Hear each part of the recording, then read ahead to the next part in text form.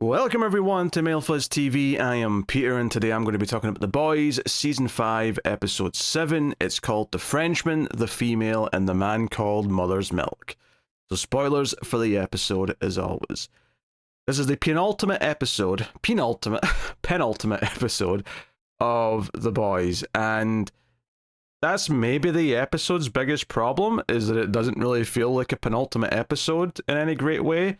Yes, obviously there's the big death at the end of the episode, but honestly, the lack of momentum going into this final episode is quite something, especially since the last episode ended with Homelander seemingly getting the V1, and I gave a theory as to why it might not technically be working because of Soldier Boy, but it's kind of weird to me that we ended on that big moment with him shooting his laser eyes into the sky. He's unstoppable.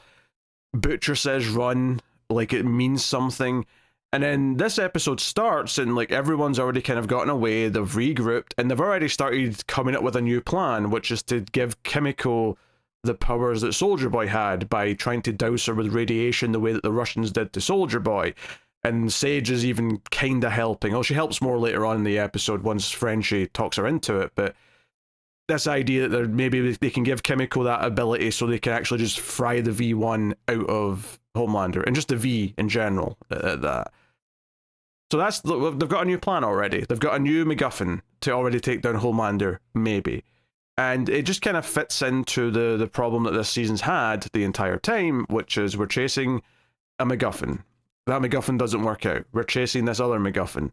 That MacGuffin hasn't quite worked out. So now we have a new MacGuffin in the last two episodes to possibly beat Homelander. If indeed my theory about Soldier Boy already making the V1 useless isn't a thing. But they're not even talking about the virus anymore because they think it's not going to work. So it doesn't even seem like they're going to try and use that. Maybe something will change in the last episode.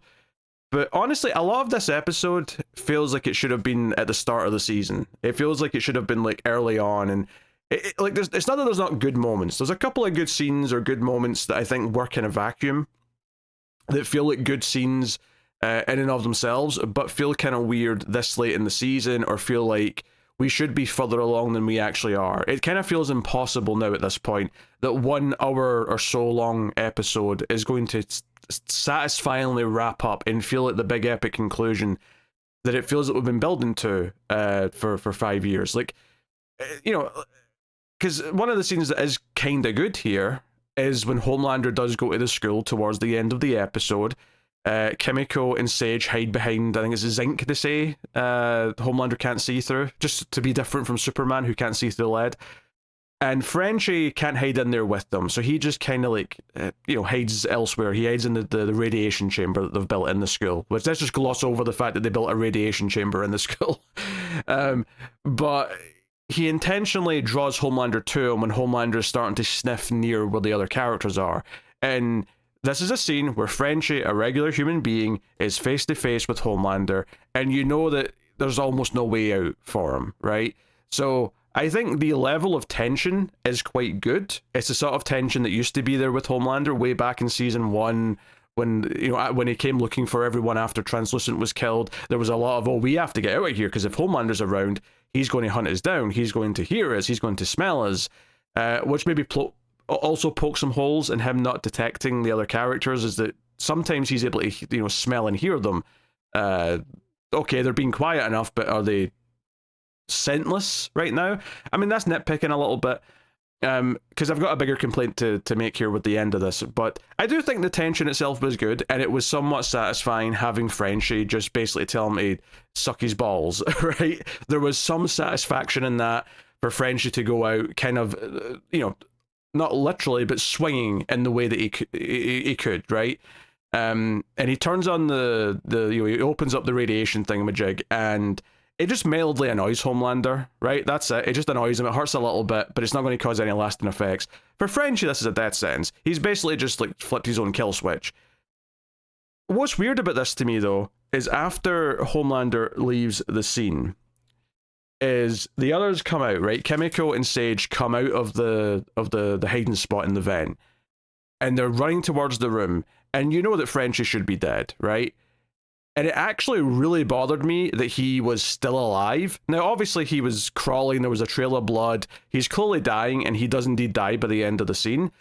But since when has Homelander killed someone like this? He usually just blasts their heads off with laser vision, or he crushes their head. In fact, he does that in this very episode. He kills the president earlier on when he believes that the president doesn't truly believe in him anymore, because Ashley reads his mind and she tells him as such. He just crushes his head like that. He gets blood all over his face. There's a big splat. It's gory. It's all those things.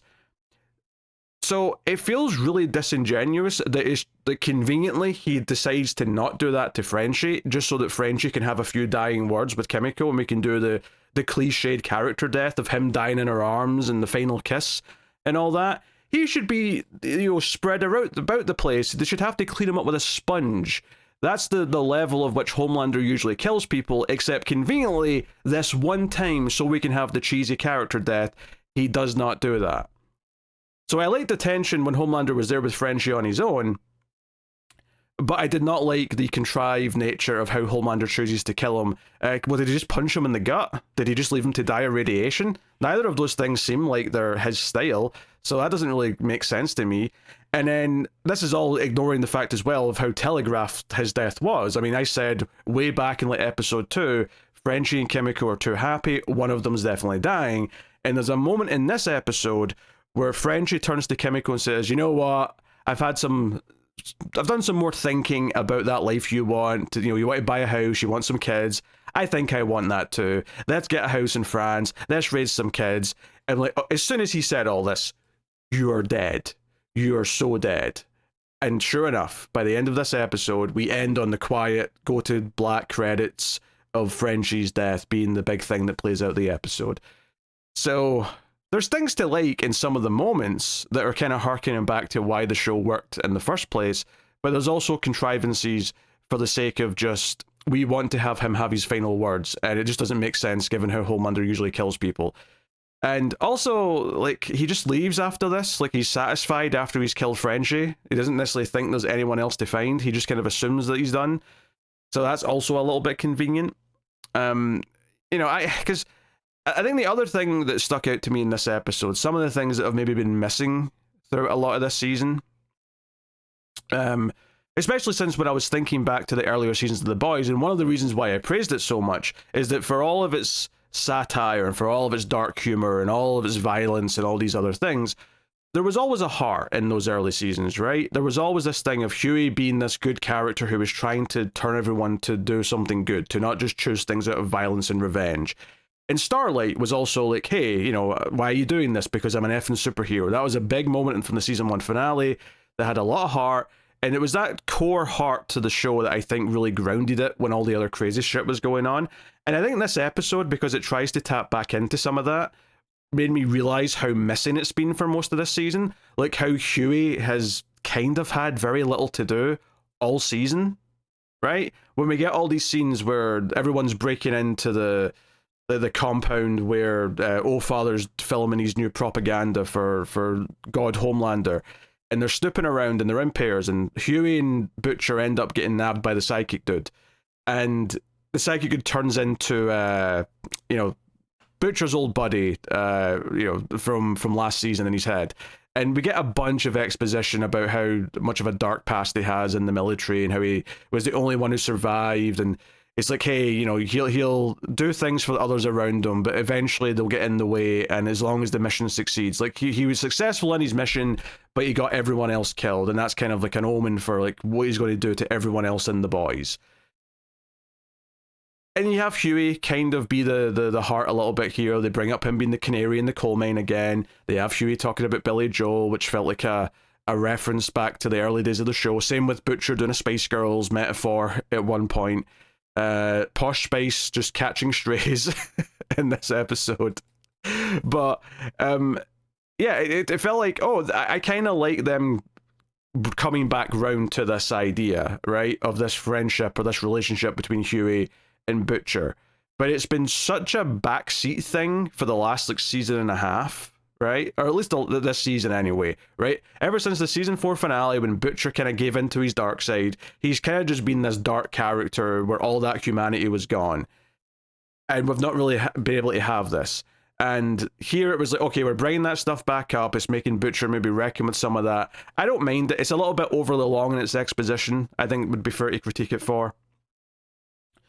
So I think it's fine on its own, but I think it's maybe like too late in the season. And I also think that it just made me think about the fact that Huey has had very little to do all of this season. He's been very absent. And to an extent, so is Starlight, because that's the other side of this, is Starlight and MM end up, you know, they're following Oh Father, and it's like a test screening for the new ad they're making to announce to everyone that Homelander's God now. And it's this ridiculously unfinished, cheesy advert of like Jesus like handing his crown of thorns over to Homelander. And they basically have the mind readers like sort of read them and like, okay, 6 people believe it, right? They believe it in their heart. They're all about it. They get to go. Everyone else, Homelander orders to be killed, right? The VIP treatment, he calls it. And sure enough, they get trapped in there with She-Line and the dog dude, the one that can smell, right? The tracker. And they're going to kill everyone. And there's a lot of build up to this, you know, they get to watch the ad from the back room and all that. Annie is very dismissive of these people because they believe in Homelander, so why should she want to save them? And MM gives this big speech about how, you know, people don't necessarily need to know the, you know, even if people don't necessarily want to be saved, you still do it because it's the right thing. That giving a shit is the tough thing to be, right? Yeah, it doesn't make you soft, it makes you tougher than everyone else because you care and you want to actually do something. And she's been overhearing these people say bad things about her, and there's been like Starlight propaganda around that she's been seeing and hearing.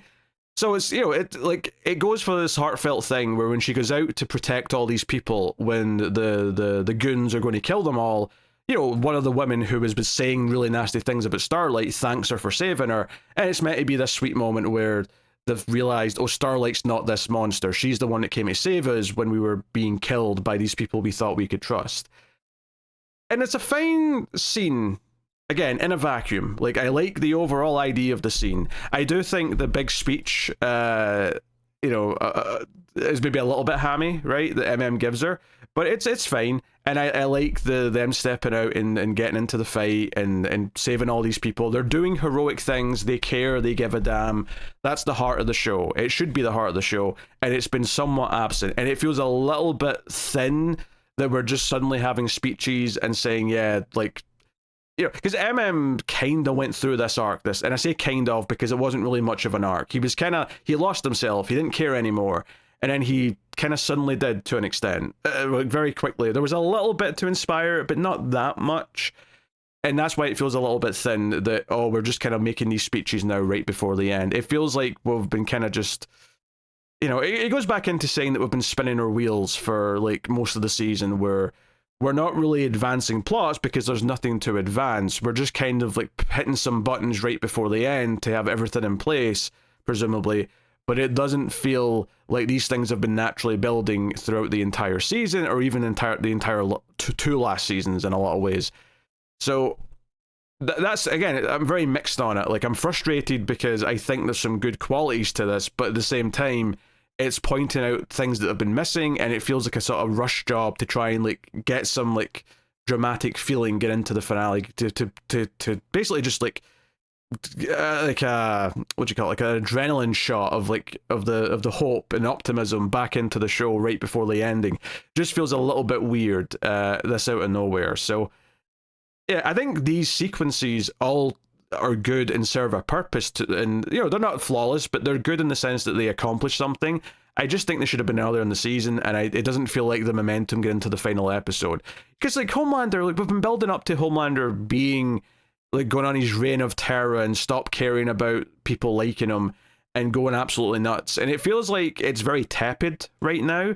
Like, he thinks he's now immortal, and he's ordering things like, oh, do away with Congress so we can just do whatever we want and do this and do that. But he's not going out and actually leveling a city. He's not doing the things that it felt like it was always building up to him doing. So it just doesn't feel like... It feels like he should be doing something horrific. If not at the start of this season, then certainly this episode, by the end of the season, he should be doing something so horrific that everyone is like got that renewed motivation of we have to take him down no matter what. Like, and I do mean level a city. Like, have him in a couple of minutes kill 10 million people, and then have that be the renewed thing of, no, this guy is goddamn Satan, we have to stop him no matter what. And that should be the drive getting into the final episode. It should be the darkest before the dawn. And they've instead tried to do that with a character death. A character who's always been one of the weaker characters, frankly. It was so telegraphed that it doesn't really have that much impact in the grand scheme of things. So, yeah, I'm feeling very down on the overall season progression of getting to the finale at this point. And I do have something else to complain about, actually. Well, two things, actually. God. Yeah, so, while there's things in this episode I like, I definitely have a lot to critique. Soldier Boy. I cannot believe that we have ended Soldier Boy's story, seemingly, and this is assuming he doesn't get woken up and is involved in the finale. He is just asleep again in his cryo test tube thing-a-majig. He says he wants to leave and go and have sex with a bunch of people and get drunk and do a bunch of drugs. Homelander says, oh, okay, I can accept that. When are you going to be back? And he's like, oh, never. I don't want to be around you. I only gave you the V1 because of Clara. Like, okay, his flip-flopping and like where he stood was annoying in and of itself, but all of this because of Clara nonsense just feels like really forced, and does also still feel like we're just setting up the prequel show that they're going to do. But the fact that Homelander just gets mad and chokes him out, and then the next time we see him, he's in his test tube again. That's it. He's asleep, just like he was last time. It's comical. It's almost like a metaphor for people who always complained that Homelander would never get stopped, right? It's like, oh, we keep almost stopping Homelander and we don't quite get there. And I was fine with that for a few seasons because I'm like, no, you have to build to that. And, you know, if I'd have known that they were going to, you know, not do that great with this last season, I might have felt a bit differently back then. But at the very least, like, I understood why you can't just do that. But this going in circles with Soldier Boy, because even the flip-flopping of like, oh, is he on Homelander's side? Is he working against Homelander all season? That's been going backwards and forwards. So the idea that he just keeps, then in a larger sense, going, he's asleep in a cryopod. He's awake and he's doing stuff. He's asleep in a cryopod. So on and so on. The hopeful outcome of this is that someone else wakes him up and he realizes that Homelander did this to him again, and he's pissed and gets involved in the fight. That is the best case scenario now for his inclusion in the final episode. But part of me thinks that we're not going to even see him in the final episode, and that he's just going to be asleep to be woken up for maybe part of the prequel. I know it's a prequel, but maybe they'll do like a Better Call Saul thing where there's some present day stuff where he's like reminiscing about his past or something. I could see that being a thing. But yeah, I groaned very audibly when I saw him in that cryopod again. I'm like, we're just putting him back there. Okay, that's what all of this has been building to, is him just being put back to sleep. And we have spent so much time on him this season. And I like Jensen Ackles. This is not a dislike of the character or the actor or anything. It's just everything he's been doing all season has been so frustrating. And this is it. This is all it built to. In a similar vein, The Deep, right? Now, there's some amusement from what The Deep ends up having this episode, and yes, everyone's probably excited about the Samuel L. Jackson voice shark that threatens that all the fish are going to kill him if he ever steps in the water again because of the pipeline thing. That's funny. I'm down for that. However, everything that The Deep's been doing in previous episodes feels like a complete waste of time now. He literally walks into Homelander very apologetic, saying, hey, I'm so sorry, but, you know, Black Noir said bad things about you, so I had to do it. And Homelander says, doesn't matter. Doesn't matter. He's right, it doesn't matter. It just doesn't matter. All the rivalry between The Deep and Black Noir was just filler. It was just a filler plot to give The Deep, and to an extent Black Noir, something to do for 2/3 of the season. And now it does not matter. All that matters is the pipeline thing for The Deep's plot now, and the fact that Homelander's disbanding the Seven, and the Deep gets really pathetic and says, "That's all I have. Please don't. I'll run the Seven whilst you're ruling the world. Please let me do it, sir." And I like, again, the audible groan when it was just hand waved away, and it did not matter that we spent time on those plot lines. Just frustrated me to no end. So yeah, that sucks too. I mean, him being scared to go in the water, even though people are begging him to go save like a man who's drowning, is, you know, is kind of darkly funny because he is pathetic, and it's enjoyable watching him be pathetic because he's a horrible human being. So there's some fun to be had there with that, but you know, like my frustration with like the plot lines being kind of worthless up till this point during the season just makes it a bit hard to really enjoy that much. So yeah, not feeling too much for that either. Yeah, I guess the other thing to really talk about is we finally got the Gen V characters showing up, and this kind of tied into Annie's arc for the episode, where at the start of the episode, Marie and Jordan just kind of show up. They've got intel on what Ofather's been up to. They've been tracking him for Annie, apparently.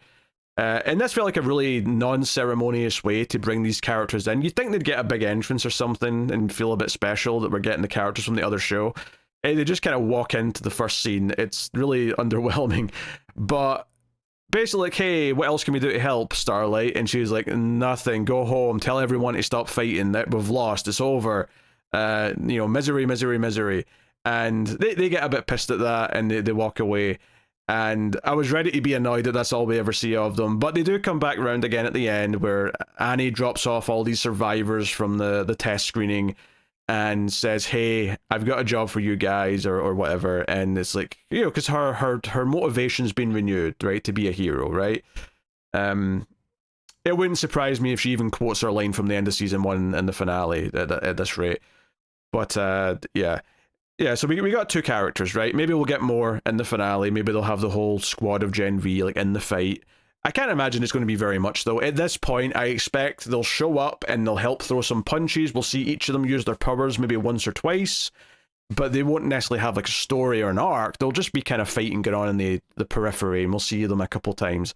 I highly doubt, especially since we have 1 episode left. We have like 60 minutes. Maybe it'll be more. Maybe it'll be like a 90-minute episode. But even at that, there's no way they can spend time on the Gen V characters. They will be there purely just as extra soldiers during the battle scenes, and that's pretty much it. Assuming we even get some fun battle scenes at this point, which, I mean, who knows? So, yeah, I mean, obviously the satirical elements are there. You know, watching the Homelander advert with the Jesus thing is, you know, it's mildly amusing. Like, the shtick's a little bit old at this point, and I think because it's dropped the ball in how much I care about what's going on, because the writing this season's been so, it's just so wheel spinny and so unfocused, and it just kind of feels that we're chasing MacGuffins. And even this episode, to an extent, oh, we're going on an excursion once again, we're going here, and it's almost comical at this point how easily all these characters can sneak into a vault building of some kind, even one that's populated, by just putting on a couple of hats. And you know, Butcher doesn't even put on a hat, he just walks in. Starlight's like famous, people are like doing propaganda about her, and no one really notices her until after she started fighting on their behalf. So, you know, you have to kind of hand wave a lot of stuff and just be like, okay, I'll just roll with it so the plot can keep moving.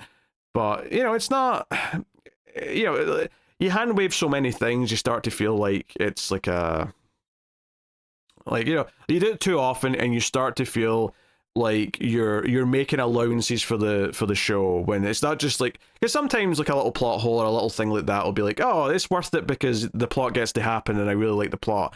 But when you're spending a lot of time hand waving, you're actually just kind of filling in too many blanks, and the plot's not all there to really justify it. So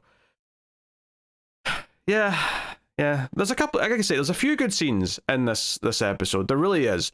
They're just not from a penultimate episode. This should have been like episode 2 of the season, not the penultimate one. So I will be shocked if this final episode is considered good at this point. I think the best case scenario now after this season is that it'll be okay. And there's a reasonable chance that it won't hit that that bar. There's a reasonable chance it will be underwhelming if this season is anything to go by. So, I mean, who knows? Maybe they'll pull it off. Maybe it'll feel like a conclusion to everything that happened in the first 3 seasons of the show, and it'll just make the rest of seasons 4 and 5 all the more frustrating because we could have skipped over all that. I mean, even like Ryan, I'm assuming Ryan's going to show back up in the final episode to help fight or something. But again, that's just another thing. That was another... I won't call him a MacGuffin per se, but he was another way of maybe taking out Homelander that just kind of, once he got hurt, got ignored, and we just kind of moved on. I really cannot stress enough how I hate calling writing lazy, because it's hard to write stuff. It really is. It's hard to write things properly and make everything work. But when you see a show default back to we're all just in the hideout, we're planning another trip out, and then nothing truly advances forward, and it feels like things are going in circles, at a certain point it does just start to feel lazy. It feels like, oh, we didn't bother putting in the effort to make everything build in a satisfying way that has momentum, where it feels like the things are getting stacked and stacked as we're building to the final episode where everything can finally erupt. Instead, it just kind of feels like we're in autopilot until we get there. And it's wild because, they've got spin-offs planned, they've got all these other things planned, and I'm not even sure if that's because the creators of this, if Eric Kripke really wants to do that, or if it's just like, oh, Amazon are desperate for more boys stuff because it does well. But we've kind of entered into this thing where it feels like it's running on fumes, and it's almost like a bit of a parody of itself, of what it used to be, of the things it used to do well. I'm actually fascinated to go back now and watch the early seasons, even though my motivation might be low, just because if the ending's not satisfying, it'll be difficult to ever want to do that.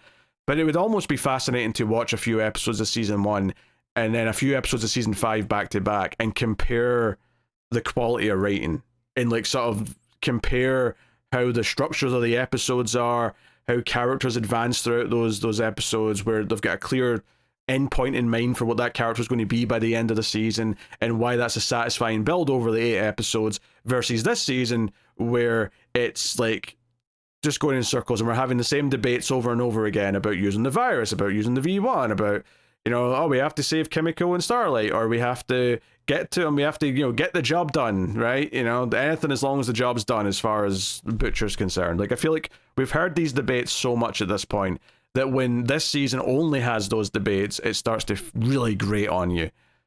So, no, this is by far, like, the worst season of the show at this point. I can confidently say that now, 7 out of 8 episodes down. It could have a good final episode. I hope it does. I really do. But the chances aren't feeling good right now. So, yeah, let me know what you thought of this one in the comments below. And if you're still enjoying the show, please don't let me drag you down. It's fine. Like, enjoy the show for what it is. But it used to be better than this. It used to be more special than this. And it's a shame. So let me know what you thought of this one in the comments below. Like, subscribe, all that stuff helps out a bunch if you do. And of course, you can support everything over at patreon.com/MailFuzzTV. That supports this channel, but also the movie channel where all the movie podcasts live. There's a bunch of bonus content and stuff. So thank you for enjoying the show. I do appreciate it. Keep watching TV. Have you got any vanilla?